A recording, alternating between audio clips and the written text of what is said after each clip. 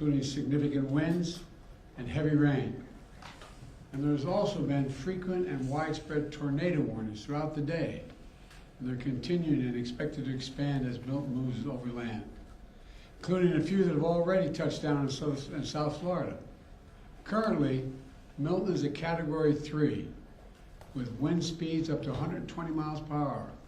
But no one should be confused. It's still expected to be one of the most and worst destructive hurricanes to hit Florida in over a century. You know, both the heads of the National Hurricane Center and the National Weather Service made it very clear in conversations I've had with them earlier today. Milton still carries incredible destructiveness, can wipe out communities, can cause loss of life. Storm surge is still expected to be up to 13 feet. So I urge everyone in Hurricane Milton's path to listen to the local officials and follow all the safety instructions they give. At this point, evacuation is probably difficult. So I encourage people to look for safer shelter.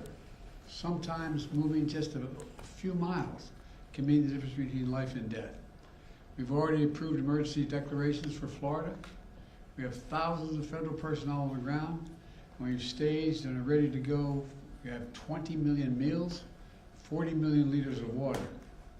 At my direction, the Secretary of Defense, Austin, has pre-positioned search and rescue teams, helicopters, and high water speed vehicles as close to the storm as possible, so they're ready to conduct life-saving missions. And the administrator of FEMA will be on site tonight in Florida, and in the state's emergency operations center. Both Administrator Criswell and I will be in constant contact with state and local officials in the hours ahead. Once the storm hits, we're going to work with state officials to clear debris, restore power, and do it as fast as possible. The Army Corps of Engineers will pump out water and decrease flooding. We've already directed the Department of Defense to be ready to provide active duty service members to support Florida after the storm surge, if Governor DeSantis requests the help, which I expect he might. Just like we did in North Carolina. I have surged over 1,000 U.S. Coast Guard personnel to perform search and rescue missions and reopen the Port of Tampa as soon as possible. Now, I want to reiterate a point I made clear earlier today to the folks who have been impacted by Helene. This impact, and will be now impacted by Milton. Over the last few weeks, there's been a reckless and irresponsible and relentless promotion of disinformation and outright lies about what's going on. It's undermining confidence in the people in Florida and the incredible rescue and recovery work that has been undertaken. Literally, there are thousands of fellow Americans who are putting their lives at stake and putting on the line to do the dangerous work that needs to be done now. And it's harmful to those who most need the help.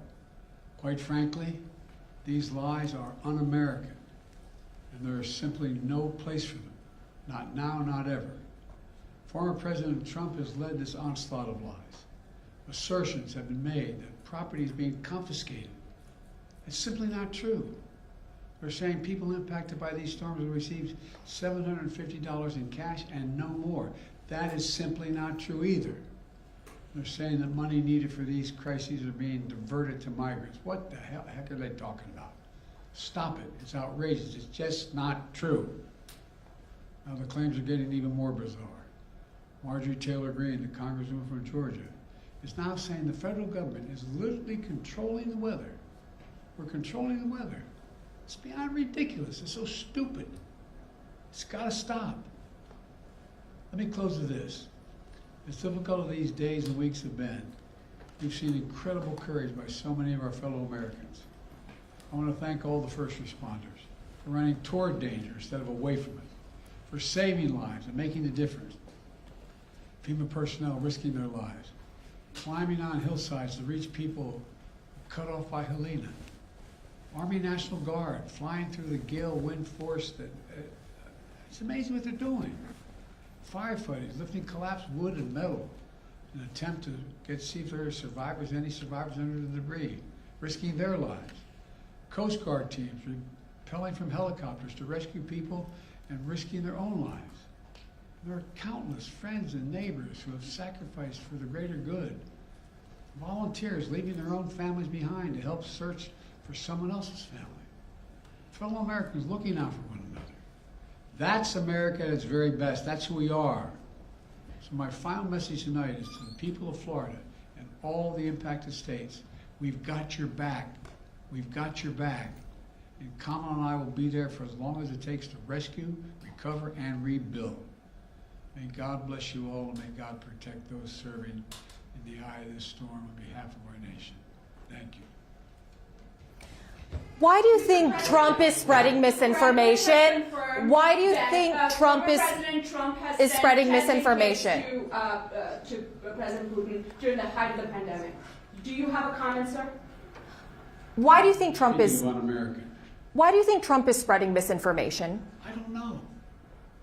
I simply don't know. You can speculate, but I just find it.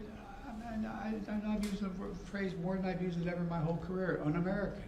It's un-American. It's not who the hell we are. What are they talking about? Sir, have you considered calling him and asking him to stop doing that? To stop spreading